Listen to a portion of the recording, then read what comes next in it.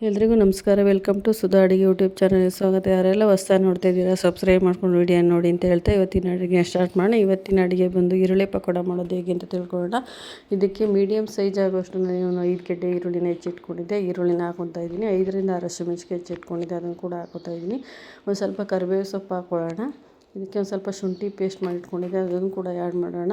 ಅರ್ಧ tea spoon ಆಗೋಷ್ಟು ನಾನು ಜೀರಿಗೆ ಹಾಕ್ಕೊತಾ ಇದ್ದೀನಿ. ಮತ್ತು ಕೊತ್ತಂಬರಿ ಸೊಪ್ಪು, ಒಂದು ಅರ್ಧ ಕಪ್ ಆಗೋಷ್ಟು ರವೆ, ಅರ್ಧ ಕಪ್ ಆಗೋಷ್ಟು ಅಕ್ಕಿ ಹಿಟ್ಟು, 1 ಕಪ್ ಆಗೋಷ್ಟು ನಾನು ಕಡಲೆ ಹಿಟ್ಟನ್ನ ಹಾಕ್ಕೊಂಡಿದ್ದೀನಿ. ರುಚಿಗೆ ತಕ್ಕಷ್ಟು ಉಪ್ಪು, ಒಂದು ಸ್ವಲ್ಪ ಅಡುಗೆ ಸೋಡಾ, ಒಂದು ಚಿಟಿಕೆಯಷ್ಟು ಅರಿಶಿನ ಹಾಕ್ಕೊಂಡು ಸ್ವಲ್ಪ ನೀರು ಹಾಕ್ಕೊಂಡು, ಜಾಸ್ತಿ ನೀರು ಹಾಕ್ಕೋಬಾರ್ದು. ಒಂದು ಮೀಡಿಯಮ್ ಸೈಜಲ್ಲಿ ಅದ ನೋಡಿಕೊಂಡು ನೀರು ಹಾಕೋತಾ ಚೆನ್ನಾಗಿ ಮಿಕ್ಸ್ ಮಾಡ್ಕೋಬೇಕು. ನೋಡಿ ಈ ರೀತಿಲಿ ಜಾಸ್ತಿ ನೀರು ಹಾಕ್ಕೊಂಡ್ರೆ ಅದು ಬೋಂಡ ಥರ ಆಗಿಬಿಡುತ್ತೆ. ಈ ಥರ ಉದ್ರಾಗಿ ಇರೋ ಥರ ಹಾಕೋಬೇಕು. ಒಂದು ಪ್ಯಾನ್ಗೆ ನಾನು ಎಣ್ಣೆನ ಹಾಕ್ಕೊತಾ ಇದ್ದೀನಿ. ಇವಾಗ ಎಣ್ಣೆನೂ ಕೂಡ ಕಾದಿದೆ, ಅದಕ್ಕೆ ನಾನು ಕಲಸ್ಕೊಂಡಿರೋಂಥ ಹಿಟ್ಟನ್ನ ಅದಕ್ಕೆ ಬಿಡ್ತಾಯಿದ್ದೀನಿ. ನೋಡಿ ಈ ರೀತಿ ಹಾಕ್ಕೋಬೇಕು. ಉದ್ದುದ್ರಾಗಿ ಹಾಕೋಬೇಕು. ಉಂಡೆ ಹಿಂಗೆ ಹಾಕ್ಬಾರ್ದು. ಉಂಡೆ ಹಿಂಗೆ ಹಾಕಿದ್ರೆ ಅದು ಬೋಂಡ ಥರ ಆಗಿಬಿಡುತ್ತೆ.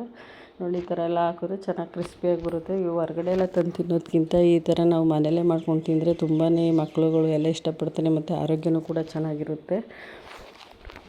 ನೀವು ಈ ರೀತಿ ಒಂದು ಸಲ ಟ್ರೈ ಮಾಡಿ ನೋಡಿ, ನೀವೂ ಕೂಡ ಇಷ್ಟಪಟ್ಟು ತಿಂತೀರಿ. ಸೇಮ್ ಇದೇ ಮೀಡಿಯಮ್ ಸೈಜಲ್ಲಿ ನೀವು ಮಾಡಿಕೊಂಡು ಹಾಕ್ಕೊಂಡು ನೋಡಿದ್ರೆ ತುಂಬಾ ಚೆನ್ನಾಗಿರುತ್ತೆ. ನೋಡಿ ಎಷ್ಟು ಚೆನ್ನಾಗಿ ಕ್ರಿಸ್ಪಿಯಾಗಿ ಬಂದಿದೆ. ಇದಕ್ಕೊಂದು ಪ್ಲೇಟ್ ಸರ್ವ್ ಮಾಡ್ಕೊಳ್ಳೋಣ.